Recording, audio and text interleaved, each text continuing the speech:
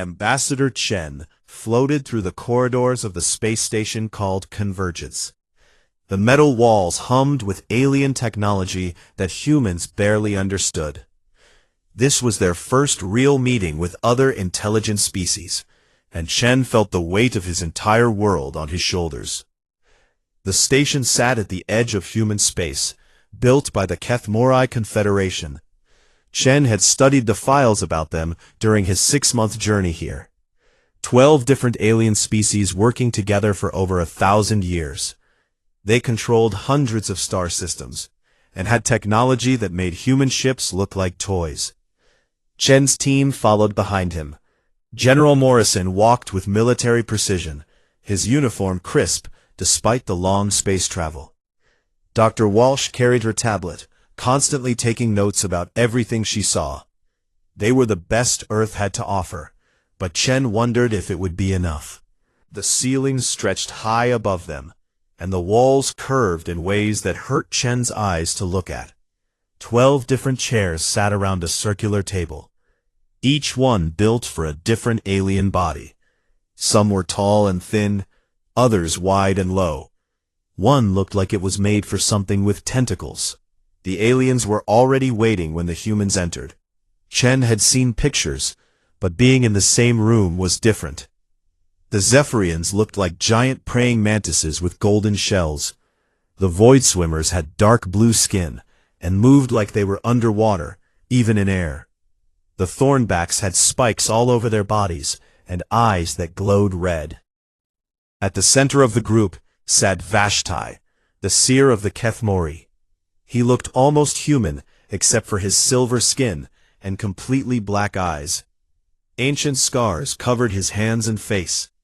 The files said he was over 300 years old and could see the future. Chen had thought it was just alien superstition until he met Vashti's gaze. Something deep in those black eyes made Chen believe. "Welcome, humans," said the lead Zephyrian in perfect English. Her voice sounded like wind through metal. "I am High Speaker Clicksath. We have much to discuss." Chen took his seat. The chair adjusted to fit his human body, which surprised him. "Thank you for agreeing to meet with us. Earth is honored by this opportunity." "Honor," repeated one of the Thornbacks. "A human concept we have studied. You seem to value it highly." "We do," Chen replied carefully. He could feel General Morrison tense beside him. The military man did not like the alien's tone. High Speaker Clicksath spread her arms wide. "Let us discuss why we are here. 3 star systems lie between our territories and yours. Both sides claim them. Both sides want them. How do we solve this without conflict? Earth proposes joint development. We share the resources and the costs. Both sides benefit." A ripple of sound went through the alien delegation. It might have been laughter, but Chen could not be sure. A creature that looked like a walking tree spoke up. "Humans think all problems can be solved by sharing, but these systems have been ours for 50 years. According to WHO's maps, General Morrison spoke for the first time. His voice was hard. "Our scouts found no signs of your presence when we surveyed those systems." The temperature in the room seemed to drop. Several aliens shifted in their chairs. Chen saw Vashti close his eyes and take a deep breath. "Your scouts," said a Void Swimmer, "ignored our marker beacons and mining stations." "Automated systems don't count as presence," Morrison shot back. "There were no actual beings living there." Chen put a hand on Morrison's arm, trying to calm him down. The aliens were talking among themselves in their own languages. The sounds were clicks, whistles, and growls that hurt human ears. High Speaker Clicksath raised one of her 4 arms for silence. "Perhaps we should take a break. Emotions are running high." That was when Vashti opened his black eyes. They began to glow with a pale silver light. The old alien stood up slowly, his movements stiff with age. Every other alien in the room fell silent and turned to look at him. "I see," Vashti whispered. His voice carried clearly, despite being so quiet. "I see the paths that branch from this moment." The seer walked around the table toward the humans. His glowing eyes never blinked. Chen felt like those eyes were looking through him, past him, into futures that had not happened yet. Vashti stopped in front of Chen. Without warning, the alien grabbed Chen's wrist with one scarred hand. His grip was surprisingly strong. "Your species stands at a crossroads, human," Vashti said. His voice was different now, deeper and older. "I see two paths before you. One leads to understanding, to growth, to peace among the stars." Chen tried to pull his arm away, but Vashti held on. The silver glow in the alien's eyes grew brighter. "But there is another path," Vashti continued, "a crimson path, stained with blood that never dries. If you strike first, they'll never stop. I have seen this future. I have watched stars go dark as your ships pass them by. The hunger for war, once awakened in humans, never sleeps again." General Morrison jumped to his feet. "Are you threatening us?" Vashti turned those glowing eyes toward Morrison. "I threaten no one, warrior. I simply speak what I see. Your people have a choice to make. Choose wisely, for once you start down the crimson path, there is no walking back." The seer released Chen's wrist and returned to his chair. The glow faded from his eyes, leaving him looking tired and old. Around the table, the other aliens watched the humans with new expressions. Fear, Chen realized. They were afraid. High Speaker Clicksath broke the silence. "Vashti's sight has guided us for centuries. His warnings have saved countless lives. Perhaps we should all consider his words carefully." Chen rubbed his wrist where Vashti had grabbed him. His skin still tingled from the contact. "What exactly did you see?" Vashti met his gaze. "I saw what humans become when they believe they have no choice but to fight. And I saw that once you start fighting, you forget how to stop." The meeting continued for 3 more hours, but nothing was decided. Both sides agreed to return to their governments and report. As the humans prepared to leave, Chen looked back at Vashti one last time. The old seer was staring at something only he could see. His lips moved silently, and Chen thought he heard the words "too late" drift across the room. But perhaps that was just his imagination. Admiral Sarah Torres stood in the command center of Earth's newest space station. Through the massive windows, she could see the blue and green planet that humanity called home. It looked peaceful from this distance, but Torres knew better. Down on that planet, politicians and generals were making decisions that would change everything. 6 weeks had passed since Ambassador Chen returned from his meeting with the aliens. His report sat on every important desk on Earth. The alien warning, spoken by their so-called seer, had divided human leadership into 2 camps. Some wanted to listen and find a peaceful solution. Others saw the warning as proof that aliens feared human strength. Torres belonged to the first group, but she was losing the argument. Her communication device buzzed. "Admiral, you have an urgent call from General Harrison." Torres sighed and accepted the call. Harrison's face appeared on her screen, his expression grim. "Sarah, I'm calling to inform you that Operation First Light has been approved." Torres felt her stomach drop. "The strike against the mining station? I thought that was just a threat to improve our negotiating position." It was, but the alien response convinced the Council that they don't respect human strength.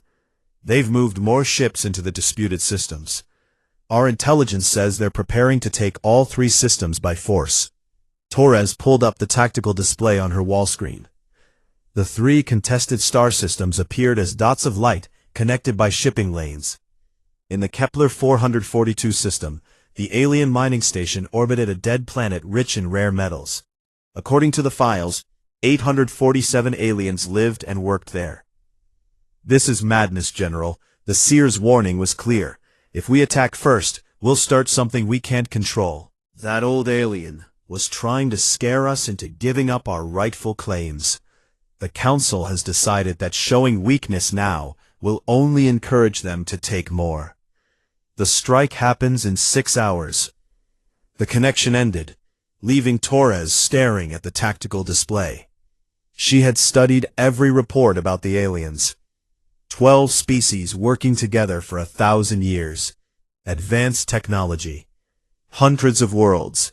And humanity was about to pick a fight with all of them. Torres opened a secure channel to Captain Rodriguez, commander of the attack squadron. His face appeared on screen from the bridge of his ship, the EAS Retribution. "Captain, please tell me you have doubts about this mission." Rodriguez looked uncomfortable. "I follow orders, Admiral, but I've read the same reports you have. This feels like kicking a sleeping dragon." "It is exactly like kicking a sleeping dragon," Torres replied. "Execute the strike, but try to minimize casualties. Target only the mining equipment, not the living quarters." "Understood, Admiral. Beginning final approach now." Torres watched through the ship's cameras as the Retribution and its escort moved toward the alien station. The facility was beautiful in its own way, like a crystal flower growing from the surface of the dead planet below. Alien ships moved around it in peaceful patterns, carrying ore and supplies. The first human missiles struck the main refinery complex. Explosions bloomed in silent flowers of light and debris. Torres watched alien emergency beacons light up across her tactical display as ships rushed to help their people. "Sir," called Rodriguez over the communication link, "the alien ships are not fighting back. They're just trying to evacuate." "Continue the mission, Captain." More explosions followed. Torres forced herself to watch every one. If humanity was going to cross this line, she would not look away from the consequences. The alien evacuation ships worked desperately to pull survivors from the wreckage. When it was over, the beautiful crystal structure was nothing but debris and twisted metal. 847 aliens had been on that station. 791 were confirmed dead. 56 survivors, most of them badly injured. Torres closed her eyes and tried not to think about the families of the dead. The alien response came 18 hours later. Every human ship and station received the same message at the same time.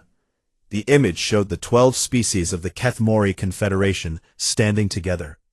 High Speaker Clicksath spoke for all of them. "People of Earth, you have chosen war. Your unprovoked attack has killed hundreds of innocent beings who were simply doing their jobs. We demand that you surrender the criminals responsible for this act and pay compensation to the families of the dead." The message continued with a list of demands. Torres read through them all. They were actually quite reasonable, considering what humanity had just done. But she knew her own species too well.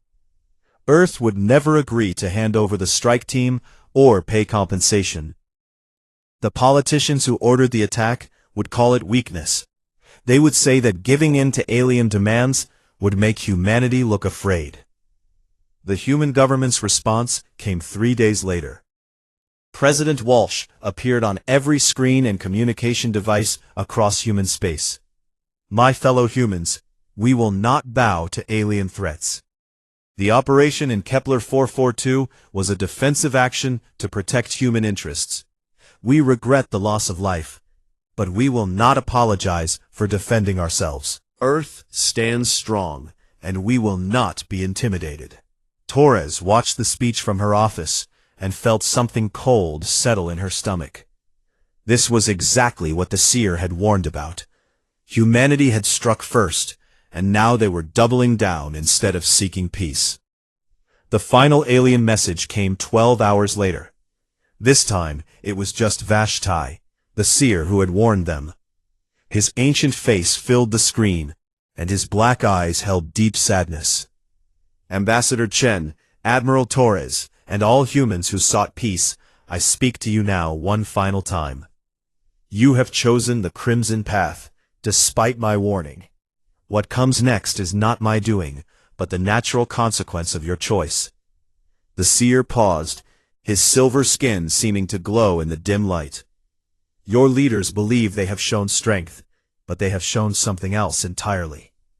They have revealed that humans cannot be trusted to keep agreements or respect boundaries. They have shown that your species will kill first and find justification later. Another pause. Torres found herself holding her breath. The Confederation declares war against humanity, effective immediately. We do this not for revenge, but because you have proven that peace with your kind is impossible.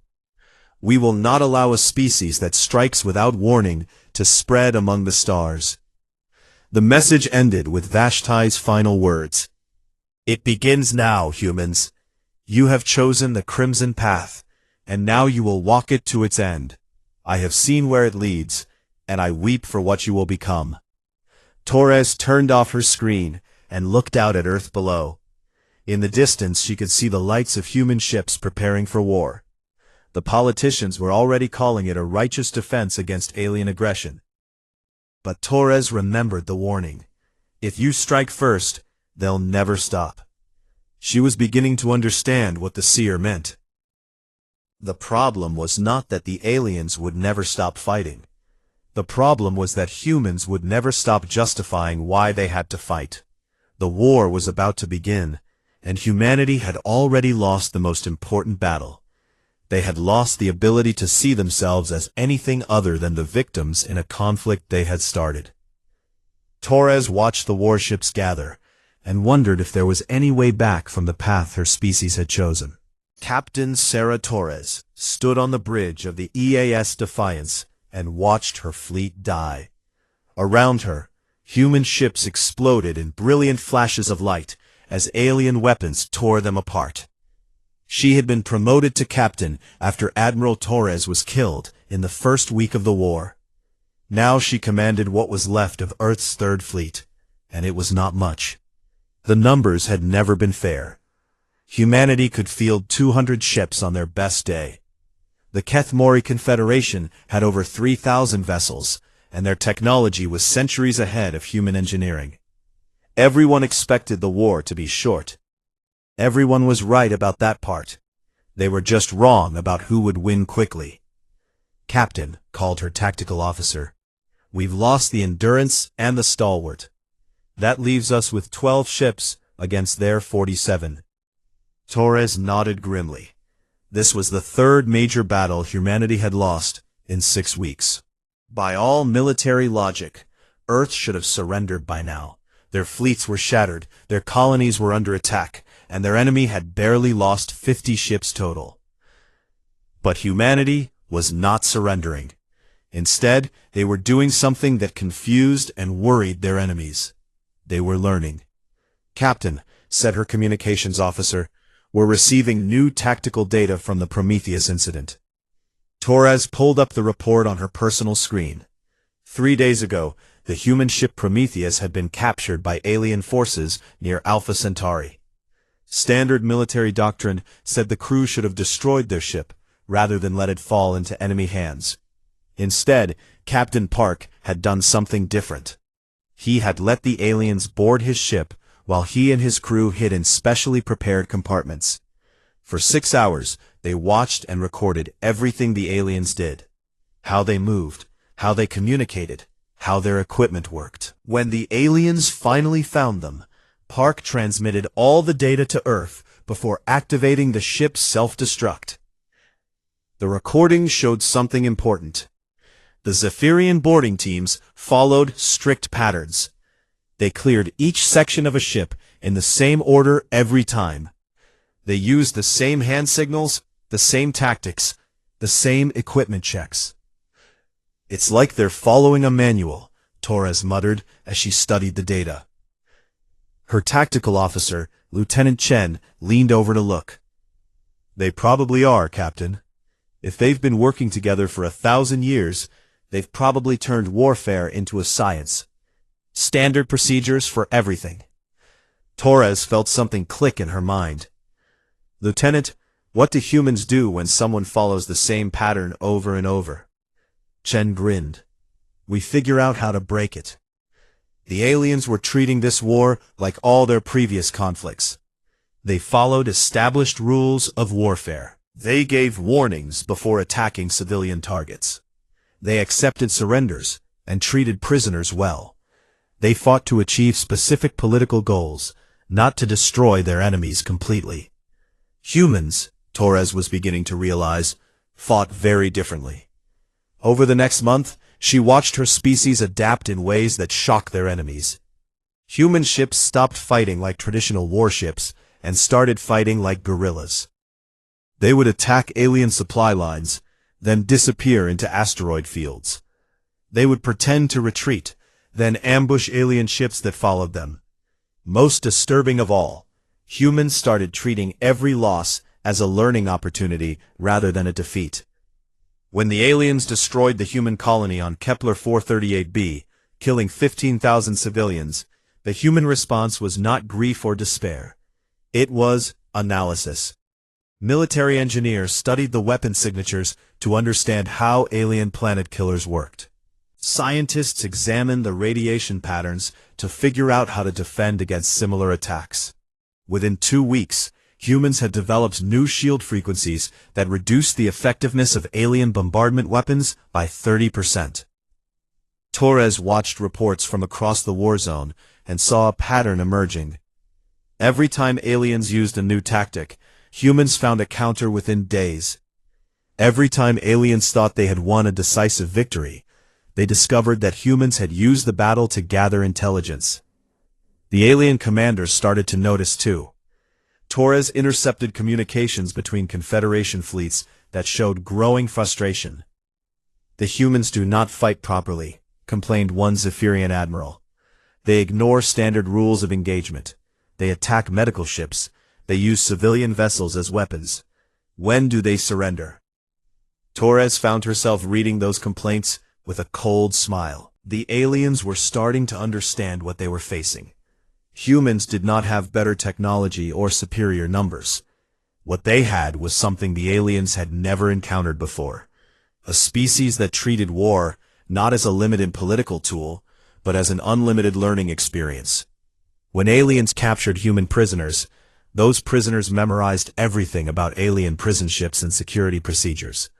When human ships were destroyed, the survivors studied the wreckage to understand alien weapon systems.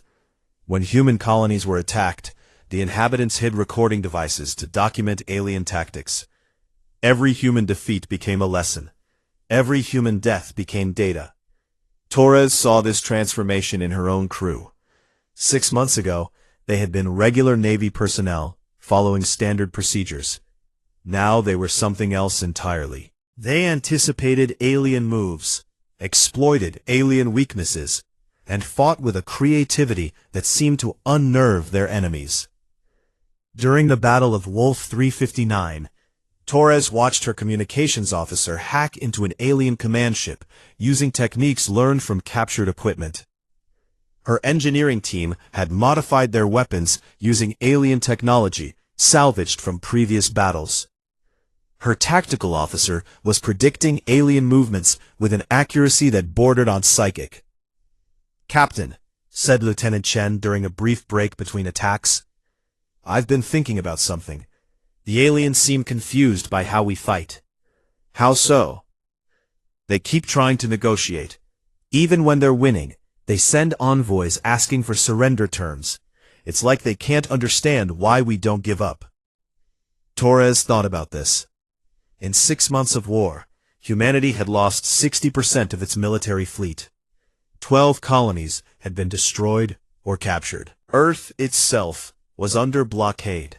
By any reasonable measure, humans had lost. But humans were still fighting.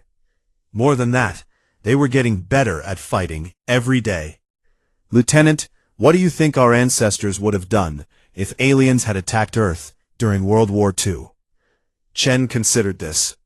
They would have kept fighting until they won or everyone was dead. Exactly. And what do you think they would have done if they started losing? They would have gotten creative, used everything they had, turned the whole planet into a weapon if necessary. Torres nodded slowly. That was exactly what was happening now, but on an interstellar scale. Humanity was not just fighting a war. They were evolving into something designed for war. The aliens had expected to fight a civilized species that would recognize when they were beaten and negotiate for peace.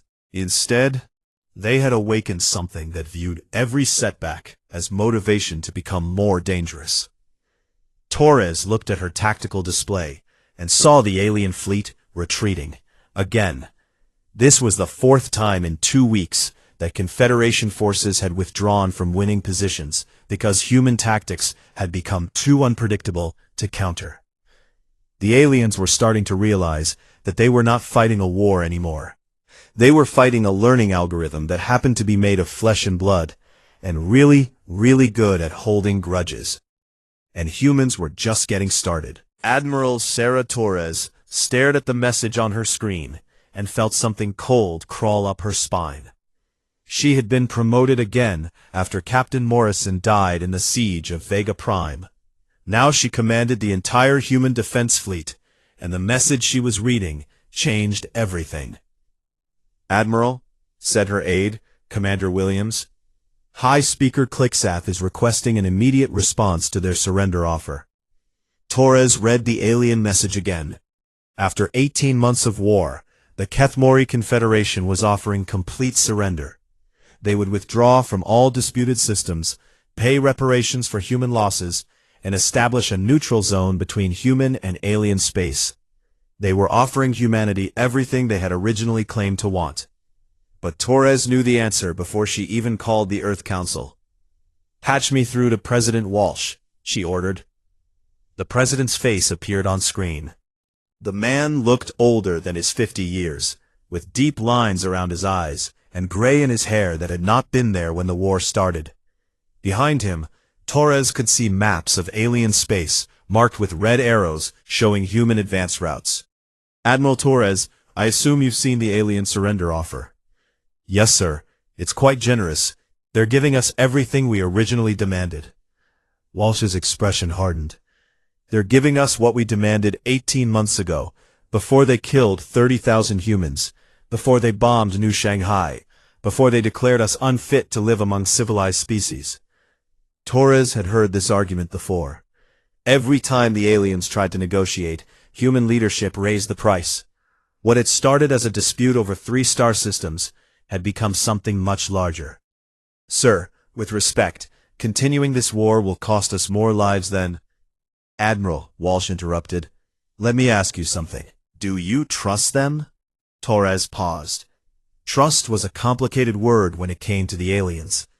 "I believe they genuinely want peace, sir." "That's not what I asked. Do you trust a species that declared war on us for defending ourselves? Do you trust them not to attack again when they think they're stronger?" Torres looked at her tactical display showing human fleet positions throughout former alien space. In 18 months, humanity had gone from controlling 12 star systems to controlling over 40. Human ships patrolled space lanes that had been alien territory since before humans discovered fire. "The war crimes reports are what concern me most," Walsh continued. "Intelligence has documented their systematic destruction of human civilian targets. The biological weapons they used on Europa colony, the execution of prisoners on Kepler 442c. Torres knew about those reports. She also knew that humans had done worse things during the same period. The bombardment of the Thornback nursery world. The release of modified viruses into alien water supplies. The public executions of captured alien officers, broadcast to intimidate other species. But somehow, those actions had been classified as necessary military responses, while alien attacks remained war crimes. "Sir, our own intelligence suggests that both sides have escalated beyond original military doctrine." Walsh's face showed no emotion. "Admiral, are you questioning the decisions of this administration?" Torres felt the trap closing around her words. Over the past year, several high-ranking officers had been removed from command for defeatist thinking. The definition of defeatist thinking had gradually expanded to include any suggestion that humanity might be going too far. "No, sir. I serve at your discretion." "Good. Now regarding the alien surrender offer, the Council has decided that their terms are insufficient. We cannot trust a species that attacked us to honor any agreement. The war continues until we achieve total victory. Torres stared at the screen after Walsh disconnected. Total victory. That phrase had evolved over time too. Originally, it meant securing the disputed star systems. Then it meant driving alien forces away from human space. Now it seemed to mean something that no one wanted to define clearly. Commander Williams approached her station carefully. Admiral, the alien delegation is still waiting for our response. Tell them we reject their surrender offer. Inform them that we will accept nothing less than unconditional surrender of all Confederation military forces.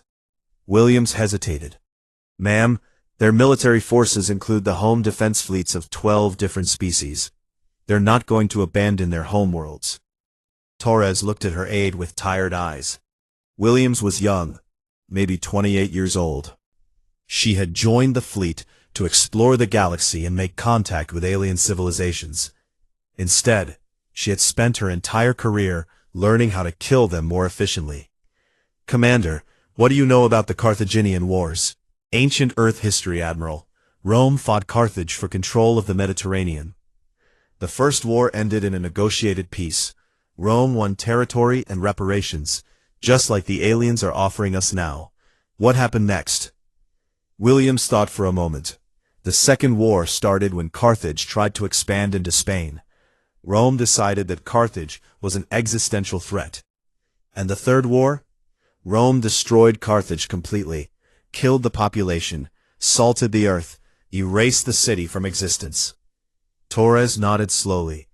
Rome learned that leaving enemies alive meant fighting them again later. That lesson has stayed with human military thinking for over 2,000 years.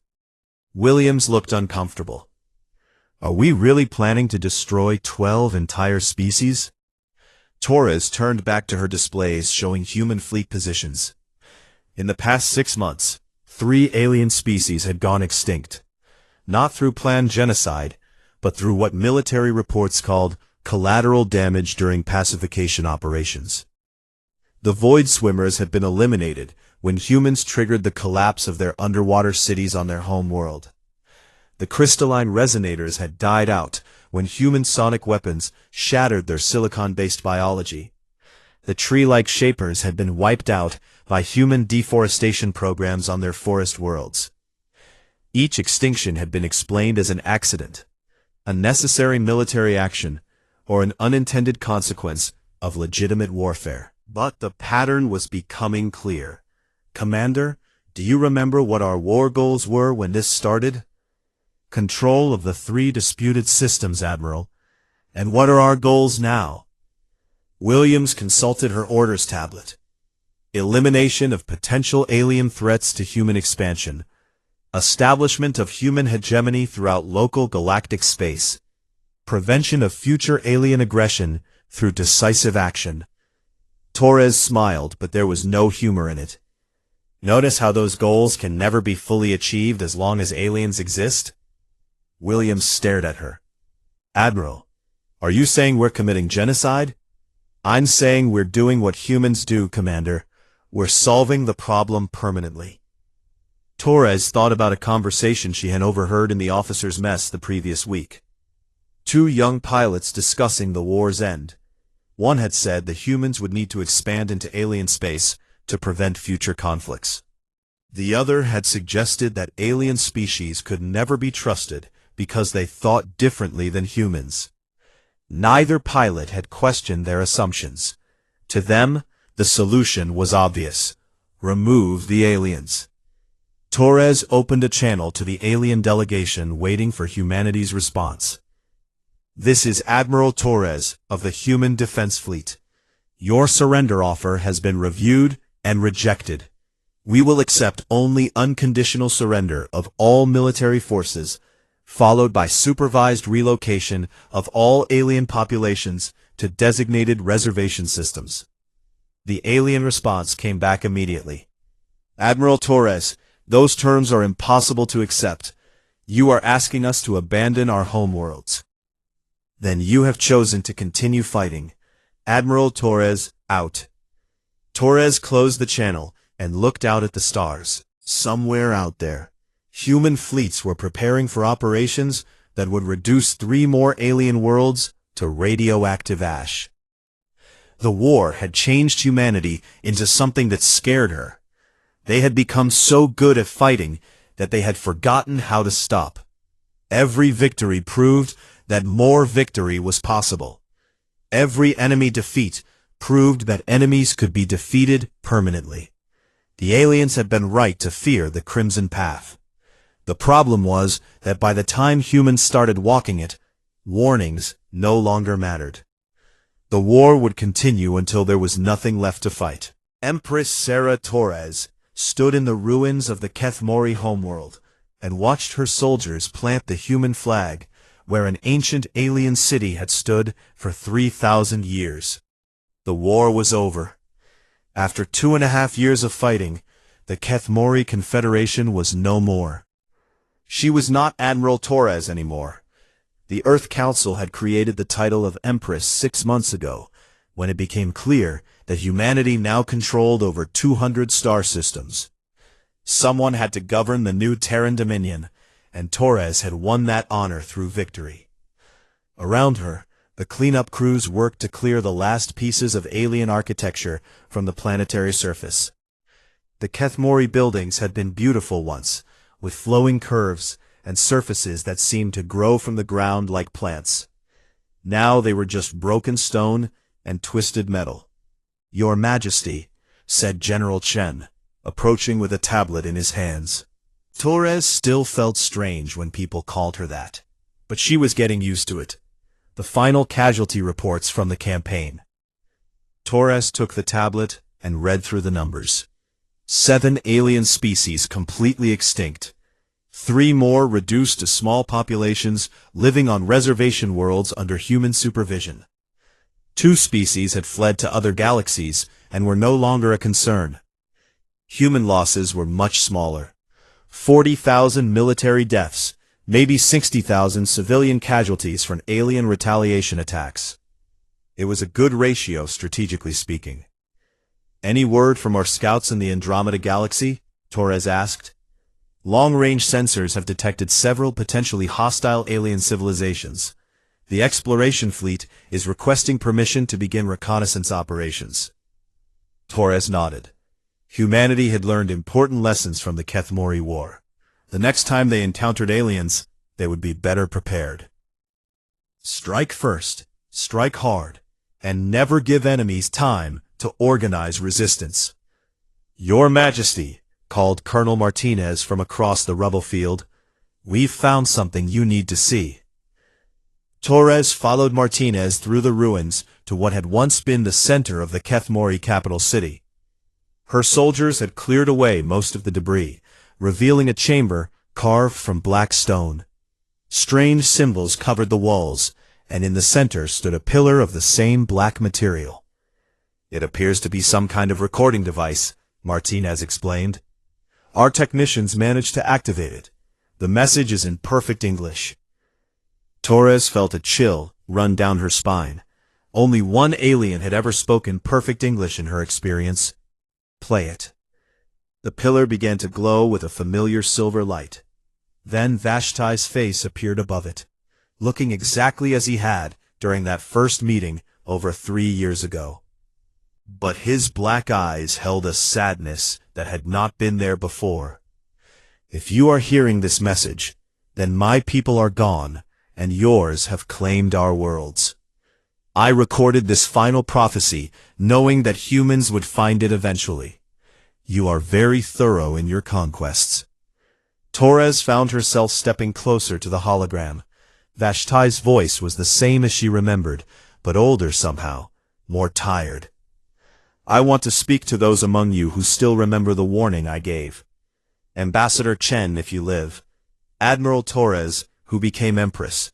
General Morrison, who fired the first shot. I have a confession to make." The Seer paused, his image flickering slightly. "My warning was never about protecting my people from yours.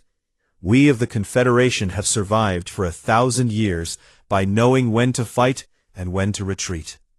We could have withdrawn from your path and found new worlds among the stars. The galaxy is vast, and we are patient. Torres felt something cold growing in her stomach. No, my warning was about protecting you from yourselves. I saw the future that awaited humanity once you began the Crimson Path. I tried to warn you because I had seen what you would become. The hologram of Vashti raised one scarred hand. You think this war was about territory, about resources, about the right to expand among the stars. But you are wrong. This war was about something much more dangerous. It was about teaching humanity that violence is the solution to every problem. Torres looked around at her soldiers. They were listening to the alien's words with expressions of confusion and anger. To them, violence had been the solution to their problems. They had won. Before this war, humans sometimes chose peace. Sometimes they negotiated, compromised, found ways to share. But now you have learned a different lesson. You have learned that fighting works better than talking. You have learned that destroying enemies is simpler than living with them. The seer's image seemed to look directly at Torres. The darkness I saw in my vision was not the destruction of my people. It was the birth of something new in yours. I saw humans who could no longer imagine any response to problems except warfare. I saw a species that had forgotten how to coexist with anything different from themselves. Torres thought about the reports on her desk back on Earth. Intelligence had identified 17 potentially hostile alien civilizations within 100 light-years of human space. The exploration fleet was preparing to investigate, but everyone knew what investigate really meant. They would assess threats and eliminate them before those threats could organize. You won this war, humans, but you lost something more important. You lost the ability to see yourselves as anything other than warriors. You lost the ability to imagine a galaxy where you were not fighting someone. Vashti's image flickered again, becoming more transparent. I have seen your future. You will find new enemies among the stars. When you run out of alien species to fight, you will fight each other. Humans who were allies in this war will become enemies in the next. Your great victory will become the foundation of eternal conflict. Torres thought about the growing tensions between Earth and some of the outer colonies. Several worlds had complained about the Empress system, saying they wanted more local control. The Earth Council was already discussing police actions to maintain unity. The warning I gave you was never about the immediate consequences of striking first. It was about what you would become afterward. I said that if you struck first, you would never stop. I was right. The hologram began to fade. Look around you, humans. Look at what you have built from our ashes. You call it an empire, but what you have really created is a machine for making war. And machines once built resist being turned off. Torres watched the last of Vashti's image disappear. The chamber fell silent, except for the sound of human boots on alien stone. Her soldiers looked at her with expectant faces, waiting for orders. She thought about the scout reports from Andromeda Galaxy, alien civilizations that might threaten human expansion, potential enemies that needed to be dealt with before they became actual threats. Colonel Martinez, begin preparations for Phase 2 operations. Which operations, Your Majesty? Torres looked out through the ruined walls at the human ships filling the alien sky. Thousands of vessels built for war, crewed by people who had learned that war was the answer to everything. All of them, Colonel. We have a galaxy to secure. As her soldiers moved to carry out her orders, Torres thought about Vashti's final warning. The Seer had been right about everything. Humanity had won the war and lost itself in the process. But it was too late to change course now. The machine was already running, and Empress Torres was just another part of it. The ships began to move toward their next targets, and the darkness between the stars grew a little deeper.